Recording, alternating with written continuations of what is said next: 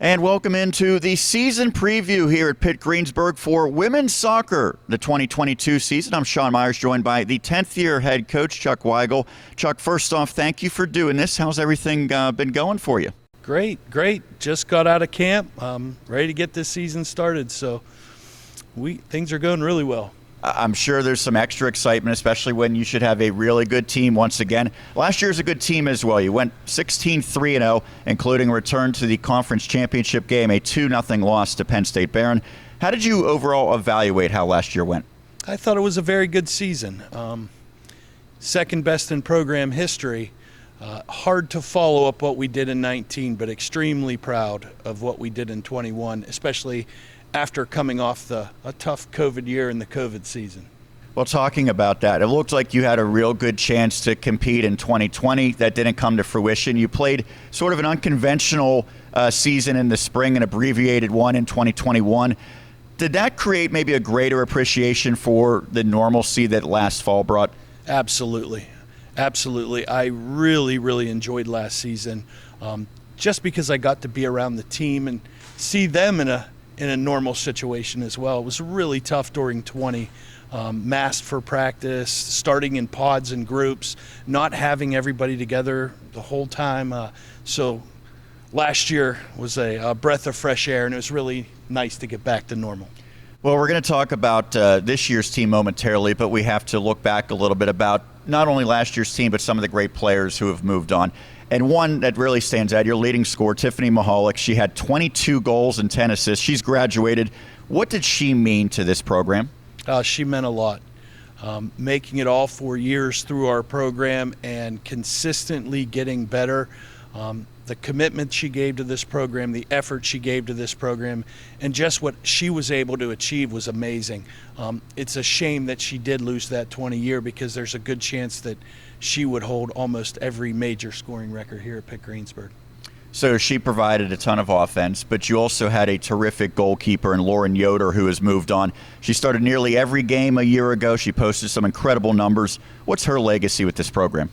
She leaves some big shoes to fill for the goalkeepers coming into this program. All the records she set, but more importantly, the person that she was. She was a leader for this program. She was there for every single player, and she just held herself to such a high standard on the soccer field, personally, academically. I mean, she was a great person, and we miss her already.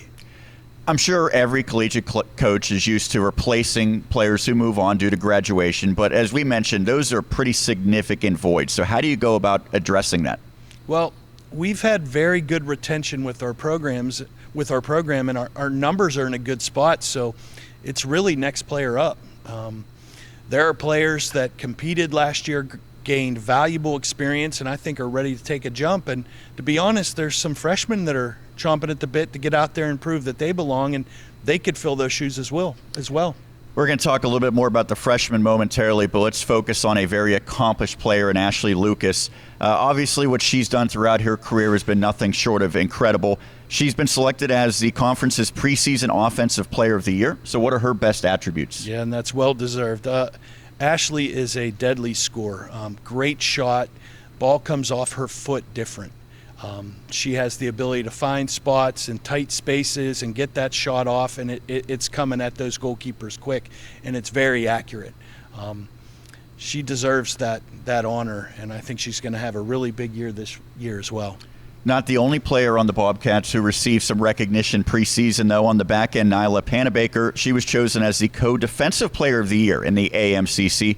What stands out about her game? She's so calm. She is so calm and collected back there.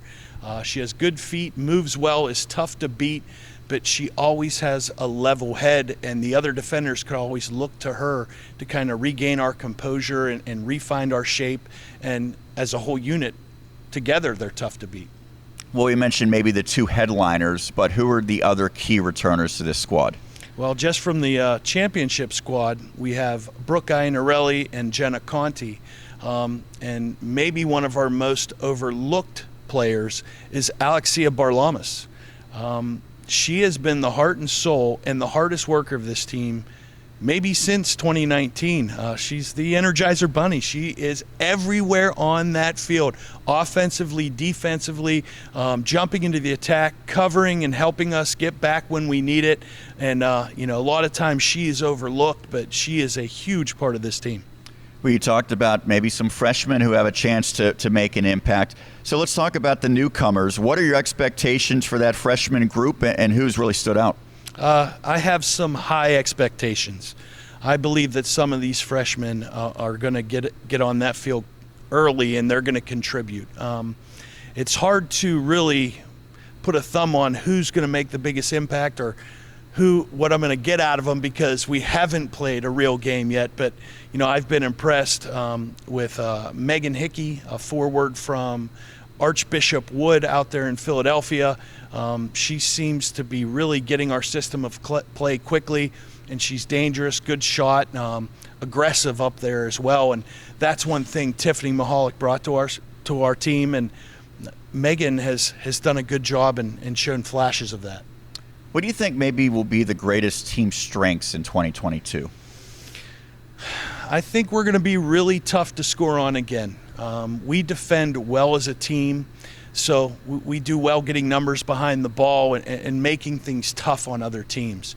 I think another strength is going to be our fitness. Every year we set some very, very lofty fitness goals, and this team is right where that 19 team was as well. So I think we're going to be able to get out and run at some teams, and we're going to be able to cause some problems with our depth. The best coaches, I think, adjust based on the personnel that they have, but they also have their own trademarks and styles. Mm-hmm. So what is your preferred style of play for the team? Well, we like to get out and counter teams. We score a lot of goals in the counterattack. Like to invite teams to kind of walk out with that ball, push them in a direction, and then when we have the opportunity to make some dangerous runs and get the ball behind them in dangerous space. And from what I've seen from this team, we should be capable of doing that, and I'm hoping to score a lot of goals, and I think we're going to be in a position to do so with that counter. We already talked about the individual recognition preseason for a couple of your players. Collectively, Pitt-Greensburg ranked second in the preseason poll, so what was your reaction to that? I think we're right where we should be. Finished second last year.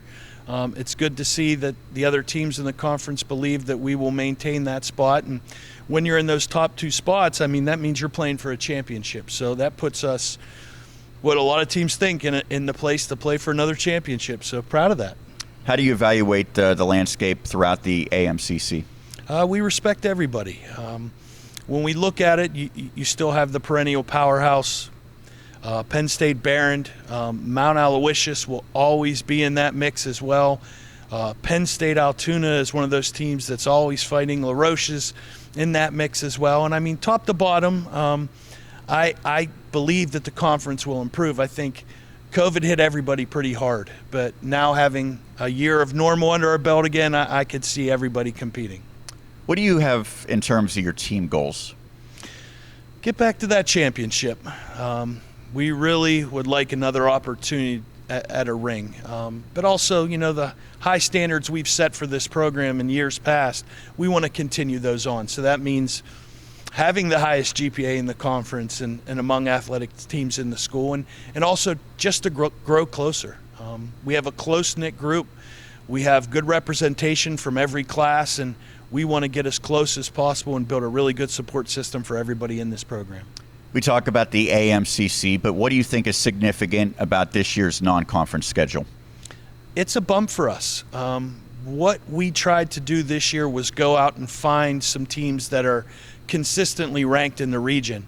So we, opened this year with Grove City, a team that has won a lot of conference championships over the last 10 years. We have added John Carroll, which they'll come in here to Greensburg. We're going to go out to Ohio Wesleyan, Allegheny on the schedule. These are teams that have had consistent good performances and high finishes within their conferences, and we're excited to have that challenge this year.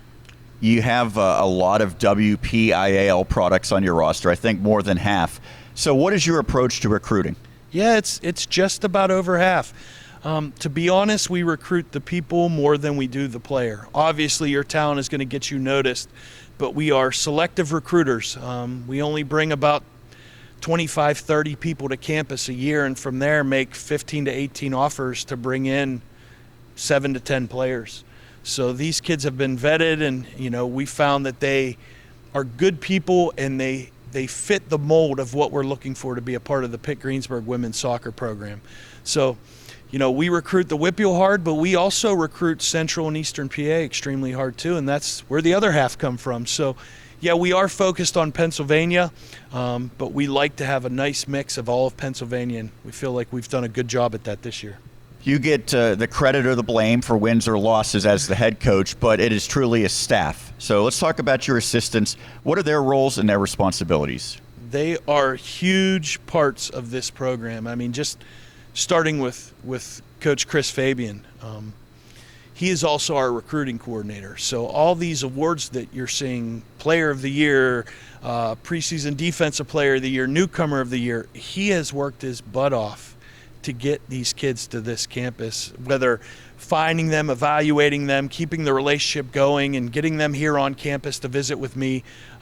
He is an integral part of this program. And even outside of recruiting, his everyday interaction with our players and him being a full-time high school world history teacher as well, he's around kids that age. So he has a unique perspective in helping our players. Steve Kukic, our goalkeeper coach, has done an unreal job. I mean, look at the goals that we're giving up and how our goalies are consistently recognized and receiving all conference honors. His ability to work with them, make them better, prepare them for what's coming in a game has been tremendous. And, Coach Fabian and I work really, really hard at upholding standards, and sometimes you need a lighthearted person, and that's Steve. Sometimes Steve brings the comic relief, but, he's invaluable as well. And then we are extremely excited this year to add Brie Burginder, a former 4-time All-AMCC player, 3-time All-Region selection, and someone that can be a bridge between, 18 to 21-year-old females and 40-something old guys. So to have her on the staff and have that bridge and have someone that has gone through exactly what these players are going through and has gone through our program and seen the benefits and see her excelling professionally. And I mean, we are so lucky to have her back. Lastly, what is your favorite part of coaching here at UPG? Man, the players, the atmosphere, the community, the athletic department, faculty, staff, I mean, you name it. Pitt-Greensburg has given me my opportunity, and I really, really am glad that I am here. And I just feel that I need to commit to them as well. And having the support at our games, the support of our president, I mean, it's been an amazing experience. And, I was out there in the real world, sales job, walking around, hawking Italian food. And now, here I am at Pitt-Greensburg, walking down the hallway, and you see all these people waving to you and smiling to you. That's an atmosphere you don't get everywhere. So again, I'm lucky I'm here, and it's got to be my interactions with my players, the community here, and just the support that we receive. Well, Chuck, thank you so much for taking the time to do this. We always appreciate the opportunity to catch up with you, and good luck this season. I'm sure we'll see you down the road multiple times. Thanks. Great to be here. That's Chuck Wigle, head coach for women's soccer here at Pitt-Greensburg.